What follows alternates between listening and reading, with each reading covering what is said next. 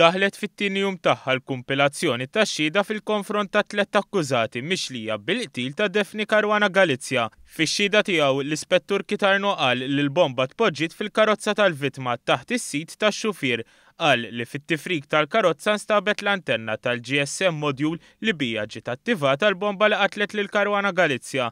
Żied li fuq il-post instab ukoll il-mowbajl tal-vittma li minkejja li hu maħruq, esperti barranin qed jippruvaw jelevaw informazzjoni minnu. L-Ispettur Arno semma n-numru tas-SIM card li kien hemm fil-modjul mal-bomba. Qal li l-SMS li bih ġiet attivata l-bomba intbat mill-inħawi tal-port il-kbir. L-Ispettur Arno konferma kif fis-satejn neqsin 17 minuta ta' filgħodu inxtielet is-SIM card li kien hemm fil-bomba ġol karozza ta' Caruana Galizia. Qal li l-aħħar sinjal bejn is-SIM card u t-torri ċellulari kien l-SMS li bih ġiet attivata il-bomba. Huwa spjega kif in-numri tal-Vodafone li jispiċċaw 8820 u 8824 intużaw sabiex sar kuntatt bejn Alfred li kien fil-bidnija u Ħuh George li kien fuq il-baħar. Żied li n-numru li kien qed juża George ma ntefix mill-ewwel u baqa' jimmarka qrib iż-żona fejn ġew arrestati fil-menqa. Spjega li qabel l-esplużjoni saru żewġ telefonati, bl-aħħar waħda damet iktar minn 100 sekonda u li fija u mifhum li nstema l-ħoss tal-esplużjoni. Fil-fatt l-Ispettur Arno qal li din it-teżi taqbel ma dik li qali ben il-vittma Matthew Caruana Galizia dwar l-aħħar passi li għamlet ommu. Żied jgħid li l-movimenti tad-dgħajsa jaqblu mas-SIM card fil-mowbajl taċ-Ċiniż.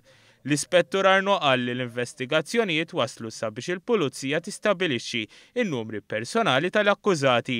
Qal li wieħed mill-mobiles li ntuża fid-delitt kien ikun sinkronizzat mal-mobile personali ta' George. L-FBI jikkonkludiet li George kien qed iġorr fuqu il-mobile personali tiegħu, dak li kkomunika bih ma' Ħuh Alfred u dak li minnu bat l-SMS li attivat il-bomba dakinhar tad-delitt. Mill-mobile irriżultaw ukoll li Alfred il-Fulu u Vince il-Koħħu kienu jmorru ta' spiss il-bidnija fil-jiem ta' qabel id-delitt, saħansitra fil-lejl qabel il-qtil.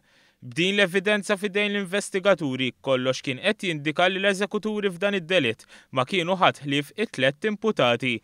Kien għalhekk li nhar it-2 ta' Diċembru l-investigaturi avżaw lill-Maġistrat Inkwirenti Ent Nivella biex jinħareġ il-mandat tal-arrest fil-konfront tal-akkużati bl-operazzjoni issir it-2 l-4 ta' Diċembru.